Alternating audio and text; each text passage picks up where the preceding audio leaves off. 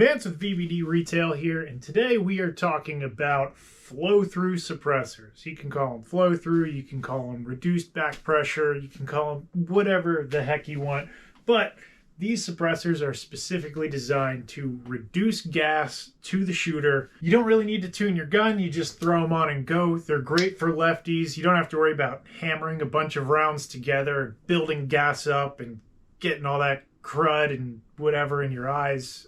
There's no crying on the range with these things. So there's a common stigma that using a reduced back pressure flow suppressor, you're sacrificing some sound in order to get that reduced blowback.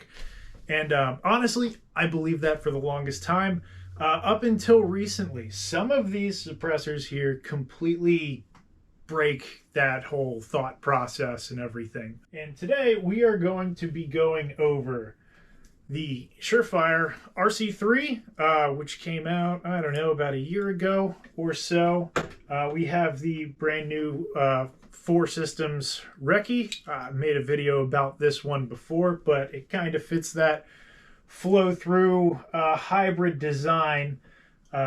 We ended up getting ourselves a SilencerCo Velos. I've heard a lot about these, so I was really eager to test those. And then also the new B&T SRBS Compact.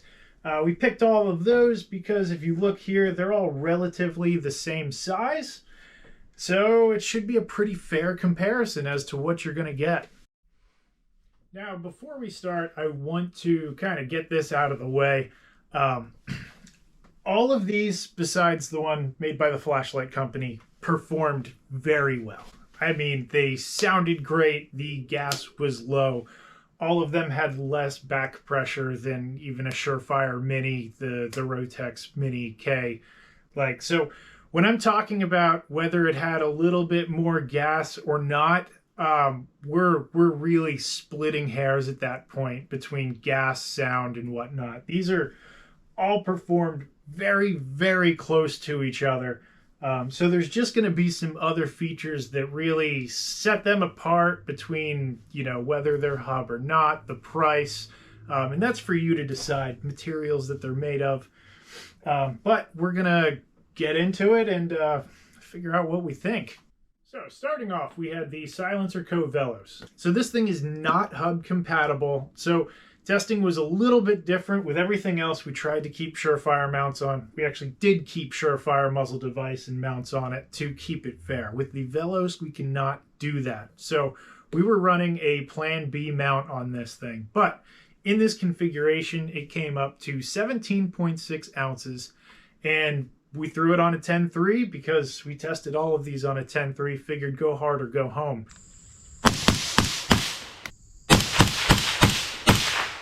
Didn't really have high hopes for this. A lot of times I hear people say, this is the best, that's the best, but it's just their newest suppressor. So of course they're going to love it. But this thing sounded great and had very low back pressure. Now, these come in at around $1,100. They're made of 17.4 stainless, and they have an Inconel 3D printed core in the middle. Now, those are things I'm going to get back to later once we start comparing all of these, but I'll run through what the other suppressors were first. Next up is the B&T SRBS Compact. And this is the Print X 3D printed model. So we picked the Compact specifically for this because it fits on the same size as all of these. These are all within, I don't know, 1/10 of an inch in length, maybe 1/4 inch at most. So it just seemed fair. And weight-wise, again, we're at 17.7 ounces in this setup, which is on par with everything else. So the SRBS Compact comes in at around $950. It is fully 3D printed, Inconel constructed, so this thing can take an absolute beating. And they come from the factory hub compatible. So for $950, you're getting the suppressor, you're getting the included Surefire hub, which is pretty sweet. And then if you're not familiar with what hub is, so hub means that you can take this off. Just a standard thread pitch that most suppressors use nowadays. You can put on a direct thread mount. You can swap this out for a Reardon. If you're a weirdo, you can put chemo on there. Whatever you really want to do, so your suppressor isn't just stuck using something like how the Velos is, you're running Charlie's. And I'm sure there's some other ways that you can get around it, but it's nice to see that in 2024, companies moving towards hub, so it gives the consumer a lot more options.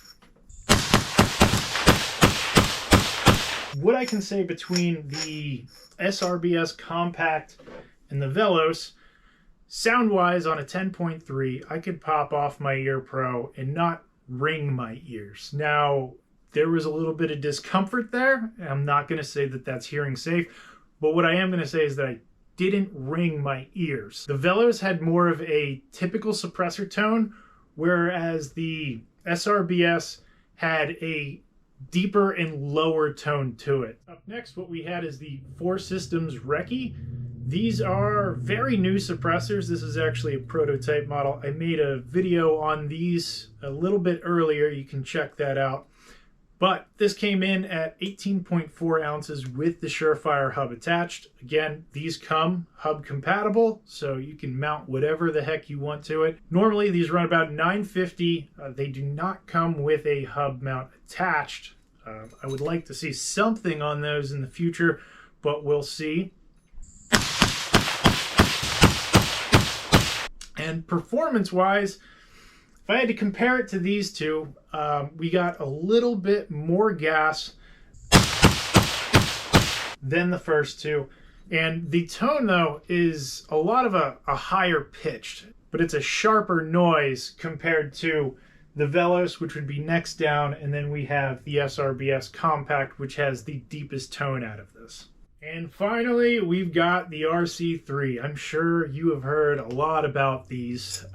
So this comes in at 17.7 ounces, same as the SRBS Compact, 0.1 ounces heavier than what the Velos is with that Plan B mount. And these are non-hub, so what you get is what you get. It is Surefire. It is Surefire for life. And well, the best way that I can explain this thing is it was a total flop. This is one of those suppressors that the idea of a flow-through is going to be louder. This is going to be louder. And quite honestly, as you can see from the video, gas-wise, it was also the gassiest out of these three. And then you're probably wondering, okay, well, it's not quite as quiet. It's a little bit gassier, but what's it cost? About $17 bajillion. Price kind of floats around all the time with these. The lowest I've seen them is at $1,400. I think normally they're supposed to be 17 or 18. Just seeing how this thing came out makes me start to wonder if Surefire should just stick with flashlights, not suppressors. Out of the four here, these performed well. All neck and neck, very close together. It just depends on what features you want out of it. And this thing, we shouldn't do anything with that. It's a joke. Now that we've kind of gone over the basics, you saw how each of these performed on the firearm. My thoughts between all of these. We'll start with the Velos. Very impressive, performs very well. This is a good suppressor. I was hesitant, I shot it, and I was like, damn, this thing is good. The downsides of this, though, is that they're around $1,100 and they're non-hub compatible. And it's 2024. People want to use various types of mounts, so it's kind of lame to be stuck to, I believe these are the Charlies. But if you're already dedicated to that kind of mount, you know, it's gonna do its job very well. Next up is the SRBS Compact, the B&T. This is the Print X model, and at $950 with this hub included, it's kind of a steal. To buy one of these hubs by yourself, you're looking at, I think, $355 to $400. So if you really factor that in, it's a fantastic value. Now, this is also fully Inconel constructed. And if you're not familiar with certain metal types, whereas the Velos has the 17.4 stainless and then the Inconel core, stainless, once you're starting to get it above 900 degrees, it starts to degrade a bit. That being said, it can handle a lot more temperature past that point of degradation. But once this thing is glowing, you have started to overheat the outside of the tube. Whereas the core and this whole suppressor, being made of Inconel, you can push that thing to 1600 degrees plus. I believe at around 1800 is when it starts to degrade in strength. So you just get a little bit more durability out of how hot you can get this thing. So with the 4 Systems Monarch coming in at $950, one big downside is that it doesn't come with any hub. So you're just getting the suppressor for that price. That being said, this thing is a nice balance between traditional baffled and reduced back pressure. So you're getting that traditional suppressor sound, whereas the Velos is a little bit of a lower tone and the SRBS is a very deep low tone. I really want to get the point across that the gassiest suppressor, which was actually the RC3 here, is still amazingly low back pressure. You can dump these things on machine guns and you're not going to gas yourself out. You're not breathing in that gas. It's not getting into your eyes. We are really nitpicking and splitting hairs between these. And we'll just go right into the RC3. I mean, if you want to stick with Surefire brand because you saw some cool posters, go for it. But the price is just astronomical. You can almost get 2 of either the Rekki or the SRBS for the price of one of these. You're not going to get the hub features. It's the loudest. It's surprisingly the gassiest. It is comical that this thing was put onto the market. Now, at this point, you're probably asking yourself, why have this massive suppressor here? So this is the SRBS full-size model. What we did was we tested the Compact against all of these other suppressors that are the same size. If you haven't learned yet, B&T Compact is normal sized.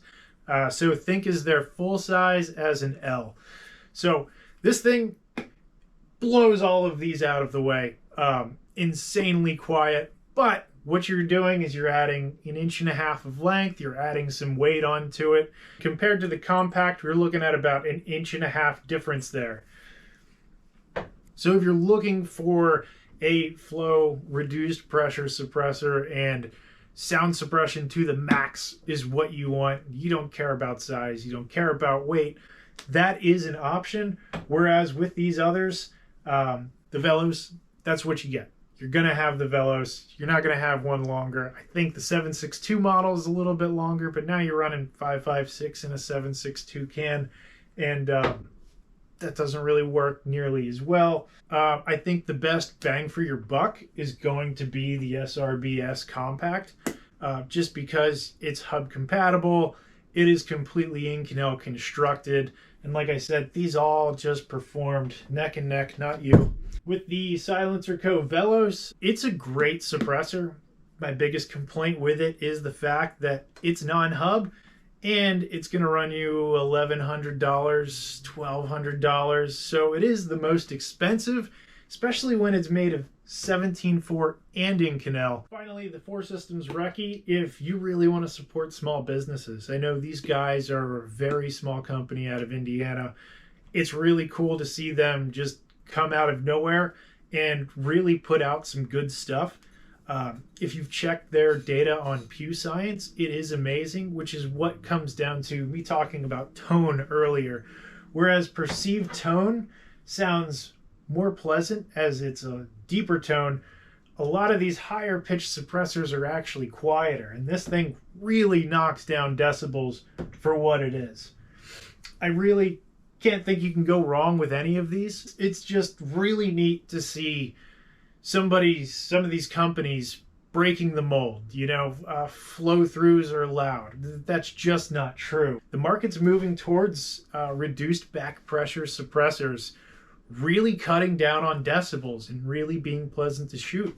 And as a bonus, we just compared the Surefire Mini K versus the RC2 Mini 2. The Mini K has about a 1/2 inch of size onto the RC2 Mini, but it just sounds better. It's less gassy, as you can see in the video.